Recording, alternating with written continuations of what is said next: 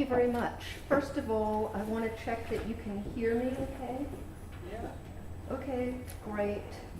You know, sometimes people have soft voices. Let me know if I go in that direction.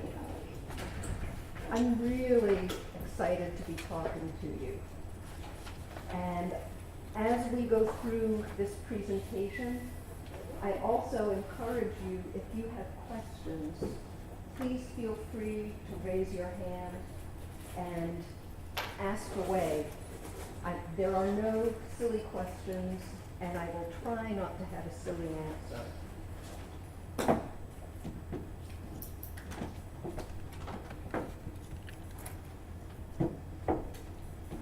So, what I'm here to talk about is the challenge of e-cigarettes. And I'd just like to see a show of hands. How many of you have seen ads for e-cigarettes in your country? No ads in India. India? Oh my goodness, well, that's interesting. How many of you have seen ads online for e-cigarettes? Okay. How many of you have seen people vaping e-cigarettes? How many of you use e-cigarettes? No, it's not a trick question. And you know, it's interesting because what we'll talk about is, it's almost like when people say, who smokes? There's a stigma to it. We don't know yet whether e-cigarettes are good or bad. They've got the potential for both, and that's part of the challenge.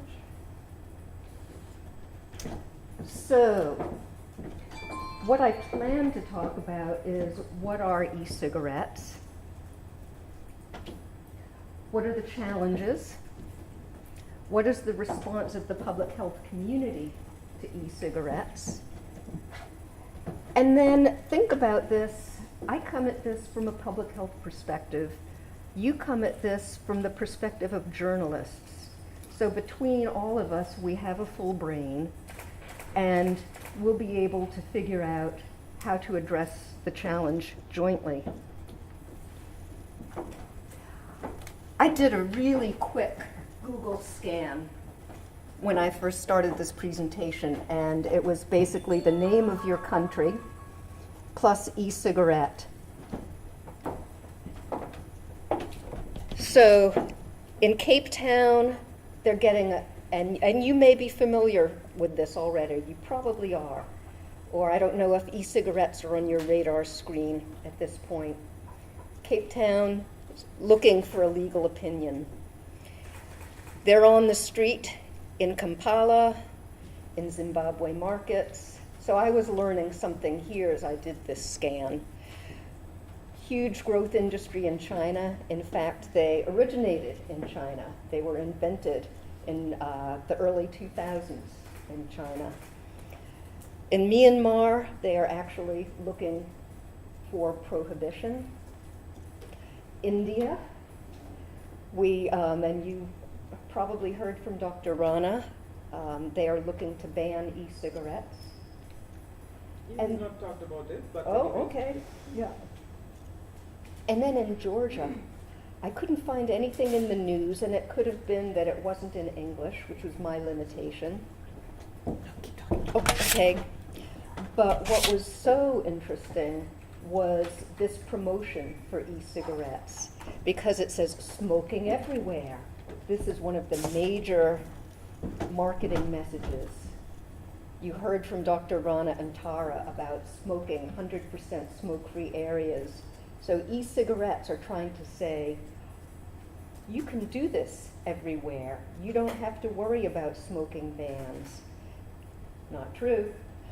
And does this look like e-cigarettes, or does this look like after dinner mints? Chocolates, yeah. Oh, we've got some really fun graphics. That was fun.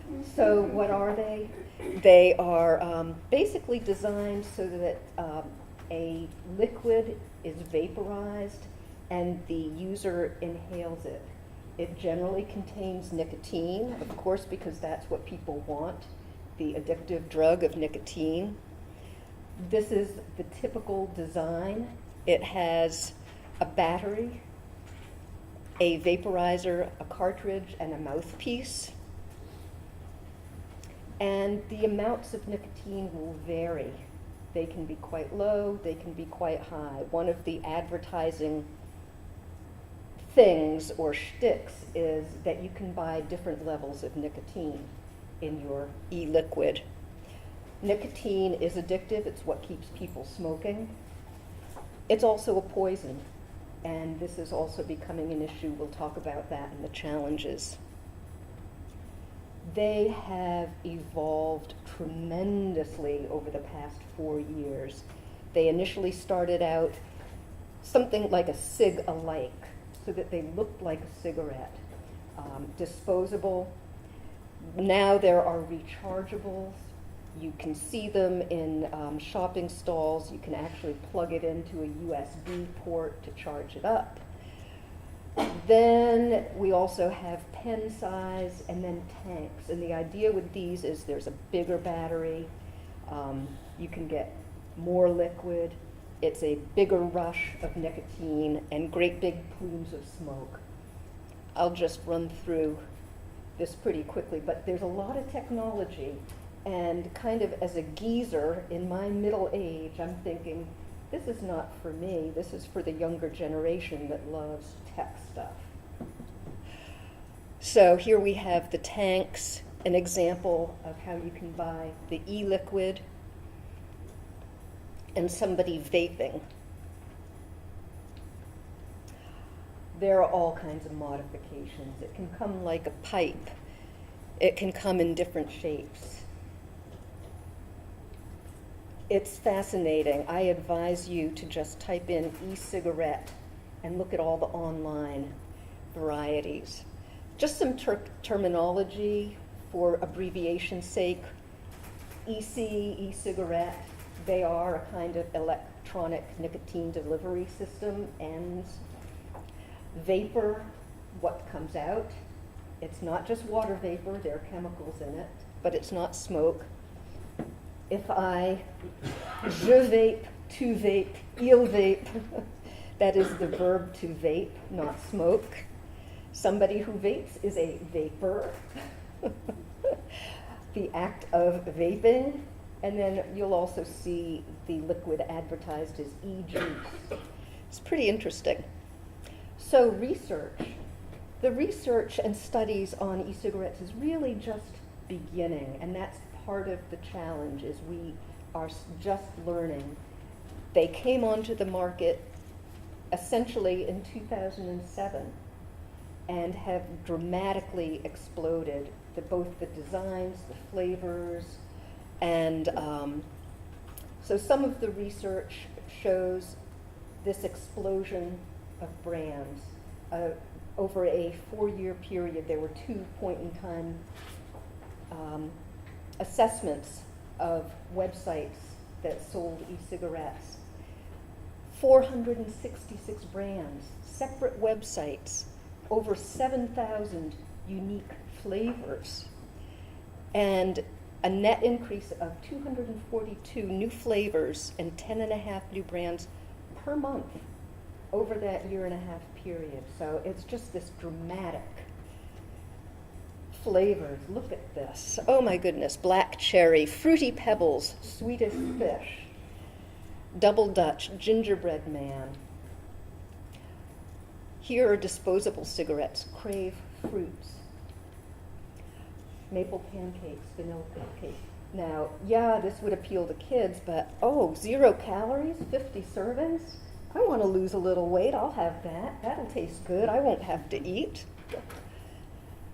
So, and in fact, in the US, kids brands, like Girl Scouts has Thin Mint cookies, General Mills has Cinnamon Toast Crunch. They actually sent a cease and desist order to some of these because they didn't want their names associated with this product.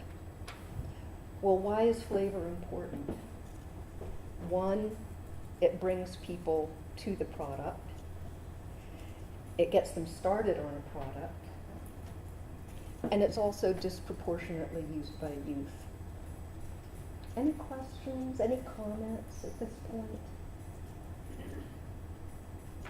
Yes?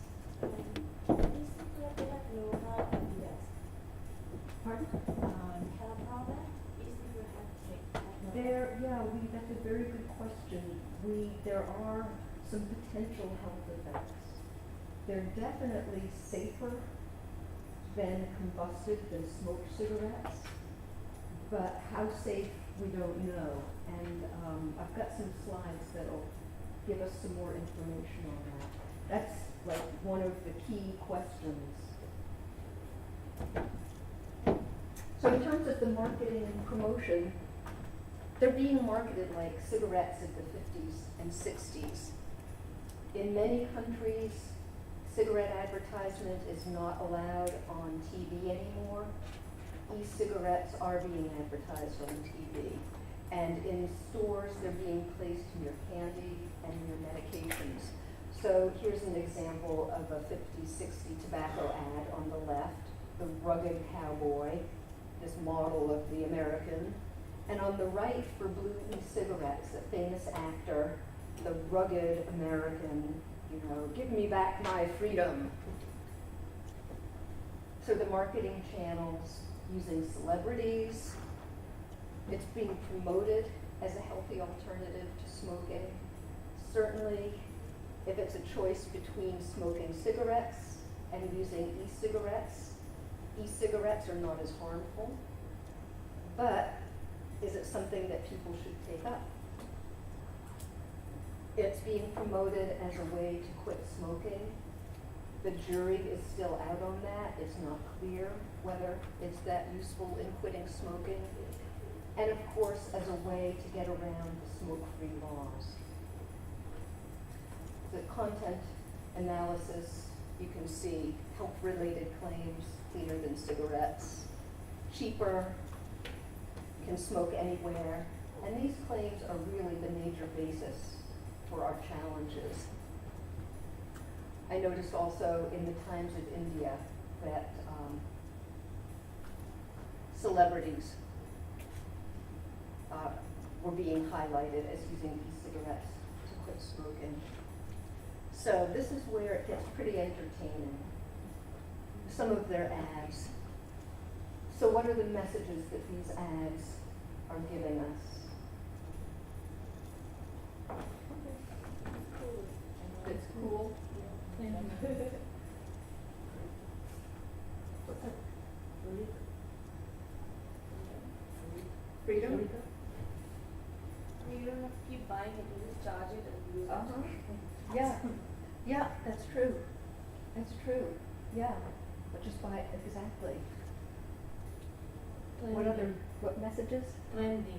Trendy, You could use it anywhere. and you can use it anywhere. Mm-hmm. What's the message here? Sexy. Arrrr.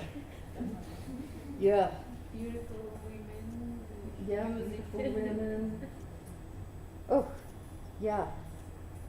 And then kind of avant-garde, green lipstick. Is that for middle-aged ladies?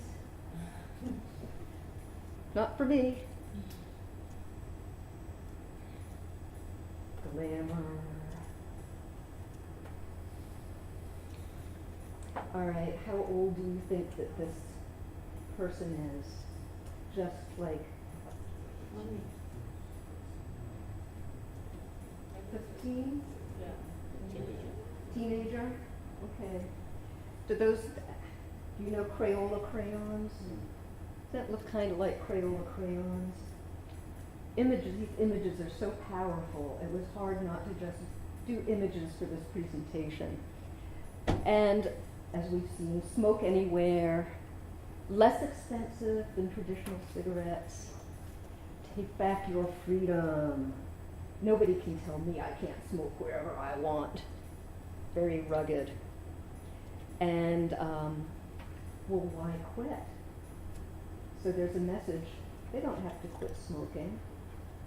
Dual use, smoking cigarettes and using e-cigarettes is one of the challenges and one of the concerns. I love this one. Here's the mom, and she's concerned about her kids.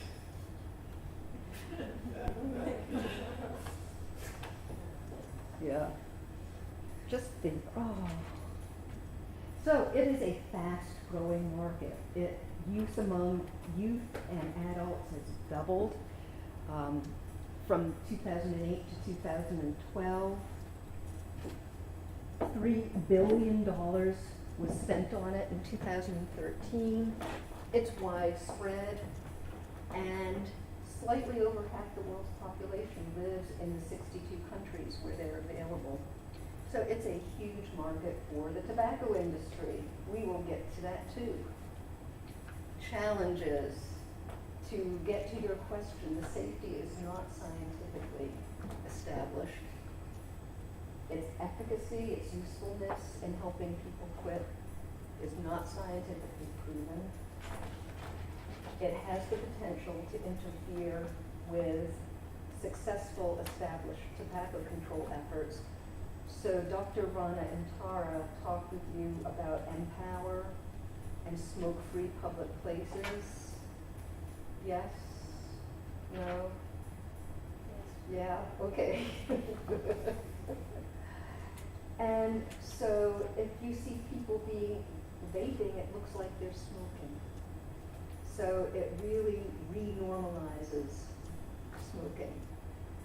So let's just, are there any questions or comments so far? Yes. I have a question regarding its effectivity.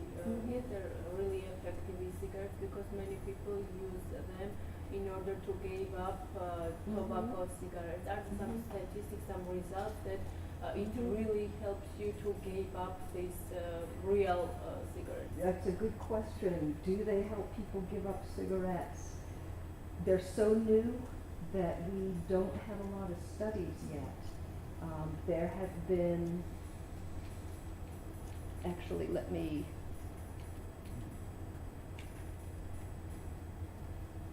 scroll here to answer your question. There have been some population-based studies and clinical trials. There are conflicting findings. So with the population-based studies, they say that people have less of a chance of quitting. Another study said that, well, you know, it's basically the same as an approved pharmaceutical aid. There was a recent study in England that did find that people using e-cigarettes were more likely to quit. So that in the UK, the National Health Service has actually guided physicians to recommend to their patients approved licensed nicotine delivery devices like inhalers or the gum or patches. But if the patient is not willing or not able to use those, to say that e-cigarettes are not regulated, they're not licensed, but it's another way to get nicotine and not use cigarettes. Does that answer your question? Yeah, and then you had a question. Yeah, I just wanted to know, isn't there an element of false advertising like this? It hasn't really been established how safe or unsafe it is, but already they say you can smoke in front of the children. Isn't, you know? It's not safe, yeah. It's Sorry, kind of, can you repeat the questions because we've got Oh, it sorry. here. Yeah, I'm just asking if there isn't an element of false advertising, if the safety of e-cigarettes hasn't been established, but already people are advertising to smoke in front of the children and all of that stuff. yeah, you're right, it is false advertising because there is no good data or information behind it. And the manufacturers, the advertisers are promoting something to appeal to what they think the consumer wants. And from the public health perspective, consumers need information to make, and they need correct information to make informed choices, and not just have this appeal to, oh, I can smoke around my children. Let's go back, let me see.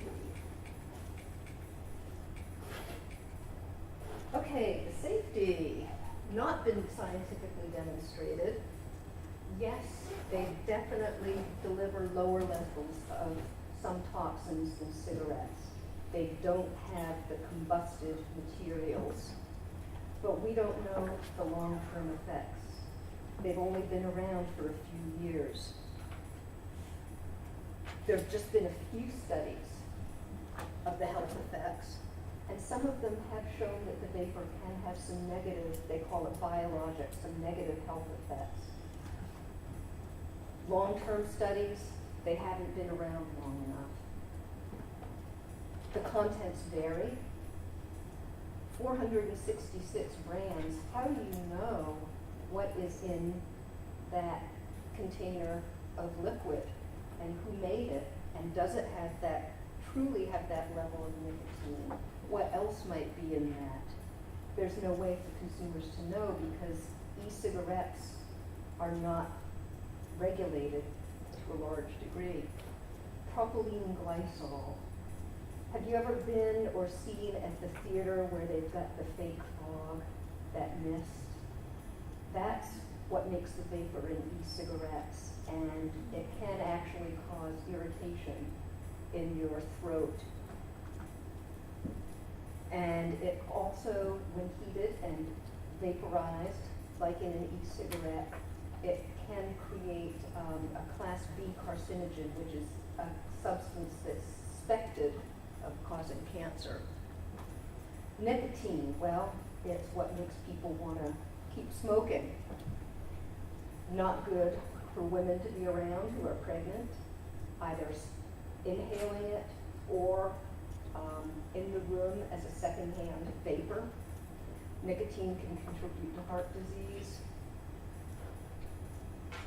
And then there's all kinds of other chemicals in there. Again, not at huge levels, but over time, we don't know.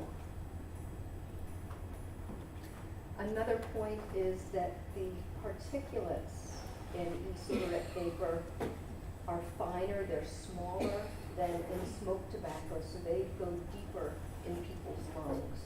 They can go farther. In terms of physical safety, there are those batteries. There have been a few, and it's just a few instances, but for the people who were burned or affected by the explosion of the battery, it's not a good thing. The e-liquid contains nicotine.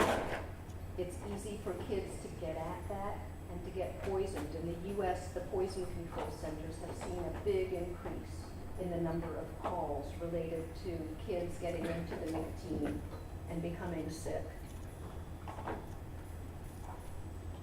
We talked about smoking cessation. Consumers get a little mixed messages. This is at a local store, and it was the pharmacy section. Oh, I get to use the laser pointer. So, at Costco Pharmacy, oh, your flu shot's great. Here we've got blue cigarettes, e-cigarettes, enjoy e-cigarettes.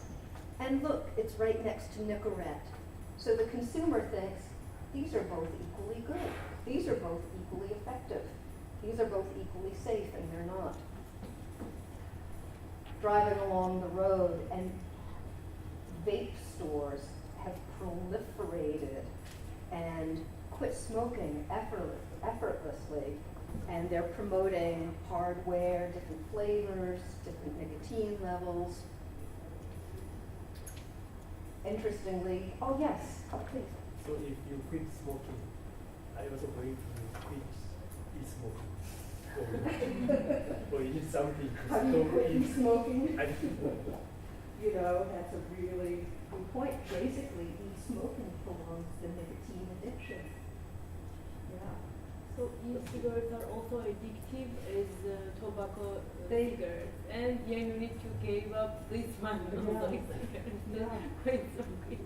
This is, you raise a really interesting point, and in terms of harm reduction, is it better for people to use e-cigarettes and stay addicted to nicotine than use cigarettes and stay addicted to nicotine, or should they just not use cigarettes, not use nicotine? And this is, it's an interesting angle. Does that answer your question, or did I understand your question correctly? Yeah, you did, but I'm not convinced about when you are now here on the e-cigarette. Myra, What- Two days between part between the E and so, or do you get after leaving the nicotine, Yeah. then you are to the E one, then from there where to Oh, where from the e-cigarette Yes. would people go? I'm waiting for another new product. A new product? You know, the tobacco industry is like, the cockroaches after a nuclear war. They will always want to find a market for a product. You know, that, did you have a, yeah, I was just suggesting yeah, that sometimes these e-cigarette or Nicorette, doctors do suggest for cessation, and they use this in a particular direction, that if you are using 5 cigarettes a day, you will use for a month 3 e-cigarettes or Nicorettes, so that your dependency on nicotine gets down, and slowly in the advice of, under the supervision of doctors, you use these therapies for cessation also. Then you don't get dependent on these e-cigarettes or Nicorettes or other nicotine forms. But one e-cigarette Yeah. contains the same amount of nicotine as a normal cigarette does? it varies, the amount of nicotine in an e-cigarette. The earlier ones didn't have as much nicotine, but those great big tank ones have more nicotine, and people can buy the cartridges with different levels of nicotine, so it can be a lot or very little. So there's more, this whole discussion I actually hadn't thought about at all, which is this issue of how would one become non-nicotine dependent. So this is very interesting. Yes. I just wanted to ask, other than nicotine being addictive, are there any other negative health effects? Say, for example, if e-cigarettes are regulated in a way that all those other carcinogenic elements weren't there, would that be healthy? Or That's the crux of some of the discussion now, is the acknowledgement that if people, there are just some small group of people who may always need to use nicotine, and so is there a safer way to deliver it? E-cigarettes might be, but we don't know yet. Yeah. but other than being addictive, is there any other bad effects? Well, nicotine can be a tumor promoter. It can cause heart disease. This is where I'm not an expert, and so I'm hesitant to say any more about the pros and cons of nicotine. So, yeah, that's, all right, let's just keep going. Harm reduction. Harm reduction is basically knowing that if a drug user, and in this case a nicotine user, is unable, unwilling to stop using the product, can you provide a product that is safer? And that is the idea behind e-cigarettes for some people. Is it an opportunity or a threat in public health? And there is huge debate emerging in the public health community. And really what we want to do is we don't want to say they should be banned forever. How can we maximize the benefit that they may promise? How can we minimize the harms that they may have? So in Tobacco Online, Tobacco Control Online, which is a major publication in the tobacco control community, there's a blog, and there were 2 very prominent longtime advocates who are basically having it out or in writing. And Mike Daub from Australia says, well, e-cigarettes are just, it's a weapon of mass distraction. It's distracting us from the important things, from focusing on things that we know work, those empower measures. And Clive Bates, who's another long-time, very vocal tobacco control advocate, says, you know, we just should not be worried about this. Let the market take its course. It's going to draw people away from smoked cigarettes. This is a good thing. Bottom line, we don't have all the answers. We do know that they are certainly safer than smoked cigarettes. But what's interesting about this is the controversy in public health. And this actually came from a WHO document. Some see them as the pathway to reducing smoking. Others see them as a way to undermine public health efforts. And you know what? They could be both. It doesn't have to be or. It's evolving. And so it's going to be newsworthy. Something new is coming out. Yes? We know that tobacco is produced from plants. How is nicotine produced? And does that production have the same environmental impacts that we just heard about? Oh, that's an interesting angle. Oh, that's, how is, nicotine comes from tobacco. So, the production of tobacco, it is related. So we think that creation of these nicotine cartridges for e-cigarettes is damaging to the environment as well. You know, that you could say that in the same way that tobacco production is, and deforestation, chemicals for fertilizer, water supply. Also, if you think about the environmental waste, I mean, with cigarettes, we always worry about the butts that aren't biodegradable, all these batteries, all this hardware. It's interesting. There's a lot I haven't thought about here. And so there's an interplay here with the industry, with consumers, with public health, with research. The public health response. WHO recently had a meeting in Geneva for the Framework Convention on Tobacco Control, which is a public health treaty.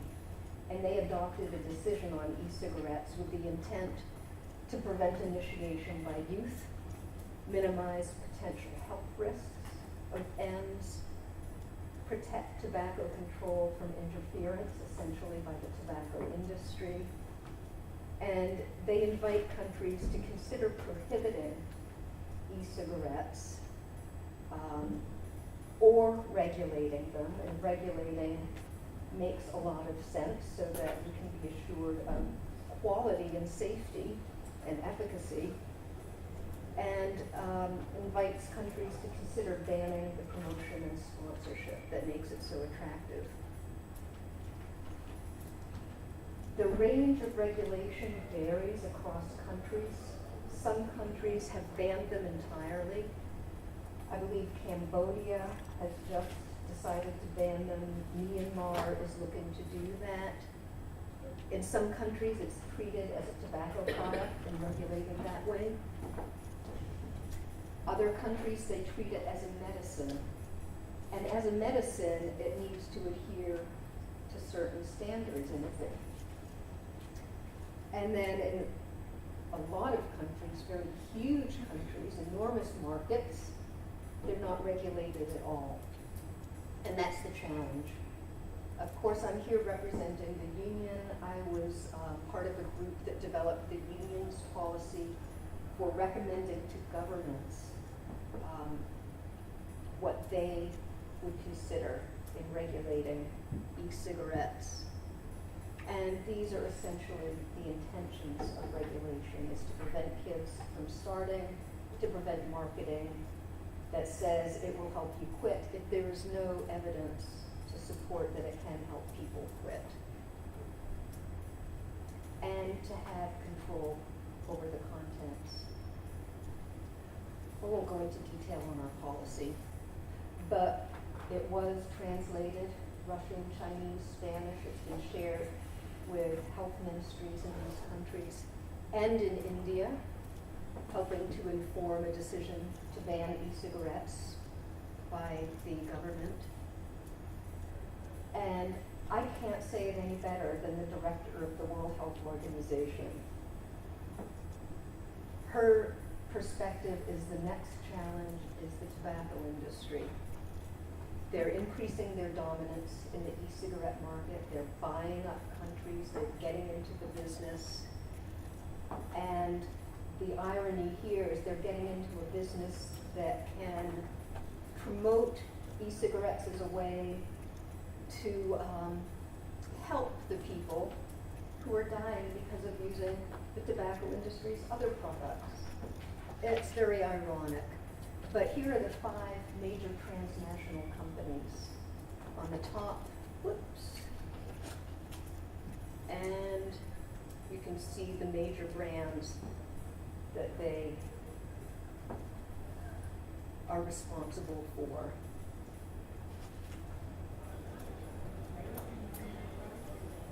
If the tobacco industry says that this is a good way to help people quit, I don't know that I would trust the tobacco industry. Their documents have showed that they've lied to the public, they've lied to lawmakers. They continue to target young people even though they say they don't. So this is a challenge, is to keep the tobacco industry out of putting on the sheep's clothing when it's really the wolf. It's the fox in the chicken house. And this may seem like a dramatic change in focus, but we need to put this in context.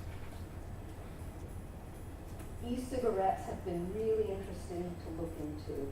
It's great to look at the ads and get all irate, but smoking is the big issue. It kills 6 million people a year. So we shouldn't be completely distracted by e-cigarettes. What we should do is look at them as a part of an entire range of policies, of approaches that denormalizes tobacco use. In summary, it's a quickly evolving market. We still don't know enough about it. We need to err on the side of caution and protecting people. There is the potential for public health benefits. There's also the potential for harm. The transnational tobacco companies are the fox in the chicken coop. We need to keep an eye on them. And governments basically need to regulate electronic cigarettes to protect public health based on science. So some of the things that I thought we might talk about is, what do you see as your role as a journalist in covering this? What do you think people should know about? How do you think you might cover it? And maybe what we can do is just very briefly, if you want to turn to the person sitting next to you, have a little conversation about these questions, and then we'll come back in a few minutes and share some of your thoughts. Unless you have questions before then. Because I've been talking a lot at you. Yes? I can, well, maybe speak about an experience I had writing on e-cigarettes. I interviewed Derek here, who actually used to be in WHO, part of the tobacco control. So he's obviously a very credible person to speak to about tobacco control. And I interviewed him about e-cigarettes, and he spoke a lot about potential benefits and harm reduction.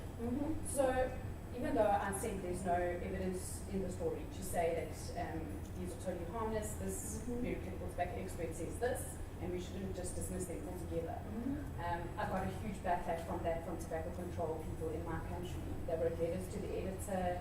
It kicked up a huge fuss, and it was a very traumatic experience actually.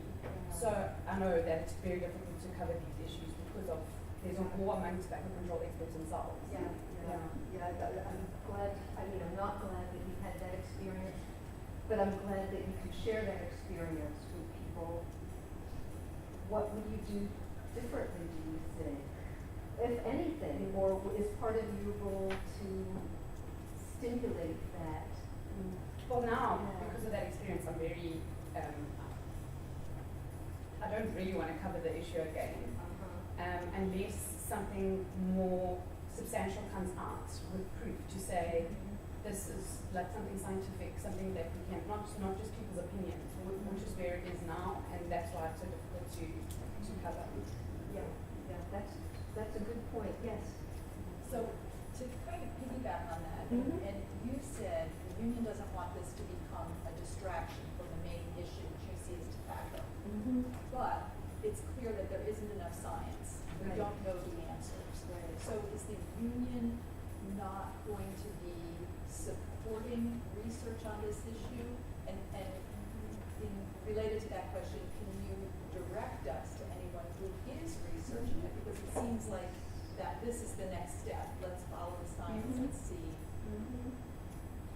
Yeah, the union will one, in terms of the tobacco control department, doing research is not part of our role, it's not part of our portfolio, and we're not set up to do research like this. But in Yeah. terms of bringing people in for the conference and so forth, I mean, just supporting in general, is that not something the union is, like scholarships for? Oh, other- yes, but relative to e-cigarettes, No. no. Really our main focus, it's important to be aware of e-cigarettes. It's a foot in the door for the tobacco industry to try and be legitimized. And so we want to keep our eye on it in that regard, but the main killer is tobacco smoking. We want to make sure that e-cigarettes don't undermine those smoke-free laws that people have worked so hard to create. In terms of where you can get current information, I do have some resources. WHO is a great site. There is a lot of research going on in the United States right now because they're looking at regulating. And I do have some websites in the presentation to direct you to for more information. Did that address your Yes, question? especially if there are websites in the Mhm. presentation, that's great, because everybody will be receiving that. Yeah, and from this perspective, it's also confusing because the research is coming out fast. And Johanna said, "Did you see this article?" And it's like, "No, I didn't see it." So it's changing from day to day. Other questions, other comments? Oh, yes. You mentioned the carbon of the e-cigarette emitted, maybe it's smaller than the carbon emitted by the normal cigarette. Yeah, some of them are. And if they're deeper to the lung, maybe in some way it's more harmful than normal cigarette. Yeah, because they go deeper. So we still cannot say it's safer. We In don't- some ways, it's safer because. In some way it's safer, in some way it's more harmful. Yeah, exactly. It's not black and white, and that's what makes it, it would be nice to be able to say they are bad. They might be bad. Yeah. I think that it's very important, it's vital that the public people have complete information about e-cigarettes and its effects, because in my country, in Georgia, I know that there are lack of information about e-cigarettes. Some people use, but they don't really know about its negative effects, and many think that it's completely safe, it's completely healthy, and they hope that they definitely will give up pipes, tobacco smoking. But as we know, and as from your presentation, and you mentioned that it's not that. So I should advance this information to the public, and they should know this information. Well, yes, exactly. As journalists, you do have that important role of getting information to the public. And sometimes you will get one side of the story, and sometimes you'll be able to get both sides, or maybe there's 5 sides. And I don't envy you, that's a challenge in translating all that for your public. Some of these countries who have gone ahead and banned e-cigarettes without really having that much of scientific data that it's 100% harmful and it doesn't do anything. And they've just gone and I think they've just done the gun and gone and banned it. So I don't know what does that mean for that kind of strategy. In India, you first listed it as one of the unregulated markets, but let me tell you, the state where I belong to right now, they have banned e-cigarettes because we have very strong Food and Drug Administration official there. They have banned e-cigarettes. So the rest of the country, I think they have really woken up to it. But the state where I come from, they have banned it already. But then we don't have enough evidence to say that it's bad. I see both points. You know, I can't explain why governments would ban it, except that it's to maybe act in the interest of an abundance of caution. I'm looking at my time because You've got about 10 minutes. got about 10 minutes. Yes. Yeah, I was just saying that we all know that nicotine is very harmful. That I think we all agree. And this is a product to deliver nicotine to our body. Then why are we advocating for e-cigarette? Yeah, only if it is used for cessation therapy, then only it's useful. Unless why to sell it and market it and give ads and use it when it's proved that it is better to use for cessation therapy. Till then, why we should use? Why we should allow marketing of e-cigarettes?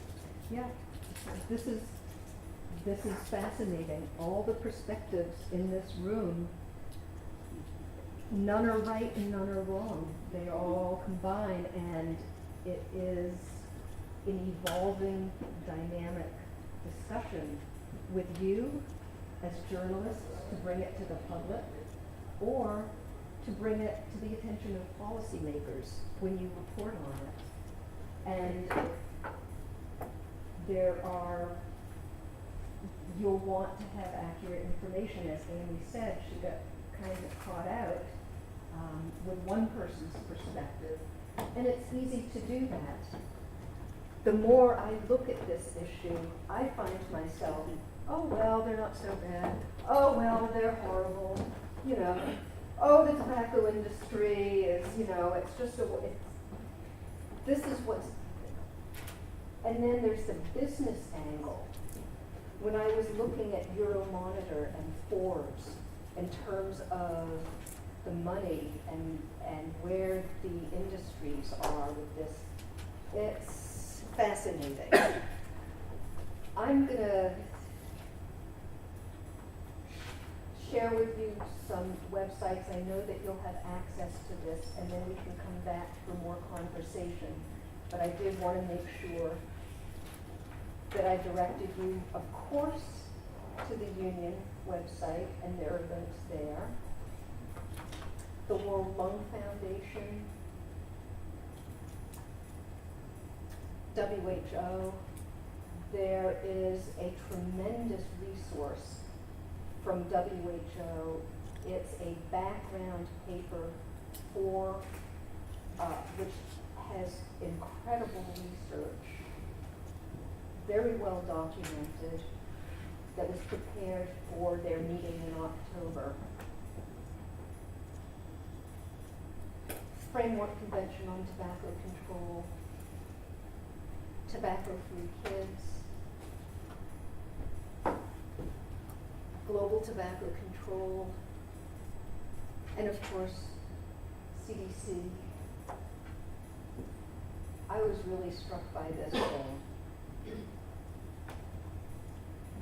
Because this is where your power is.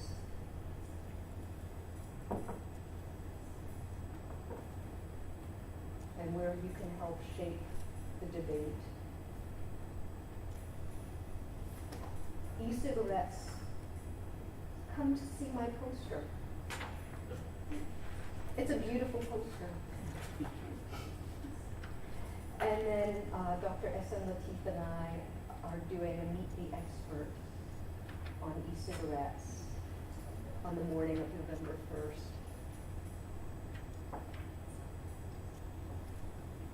This is, I think we have a few more minutes for questions, or how do you think you might be, your concerns in addressing this, or suggestions? Yes. Forgive me if you covered this. The easy thing, comparatively speaking, about the original epidemiology regarding cigarettes, 1950, England all, was that people had been smoking for 50 years, and they had a lot of people who were sick and dead with, or dead with evidence of compromised lungs and other systems related to tobacco. 50 years is a long time to see that same kind of impact for e-cigarettes. Did you go over, or could you suggest some ways in which that time frame could be shortened for an evaluation of the impact of e-cigarettes? Oh my goodness, you know, that is kind of out of my realm in terms of Okay. studies. I know that this is why we're getting conflicting evidence. We do have information on the short-term health effects of propylene glycol. Interestingly though, it hasn't been used for people to essentially smoke it. It's mostly been used in theater settings or in an industrial capacity. So we're gonna have to get some more extended short-term evidence on the health effects. But definitely governments need to monitor this and add it to population surveys. CDC does the Global Adult Tobacco Survey. We need to start adding e-cigarettes to the questions. Thank you. Yeah, that's. Do you know if CDC has plans to do that? Will they be I asking would- questions about the cigarettes? I don't know, but I would be really surprised if they're not.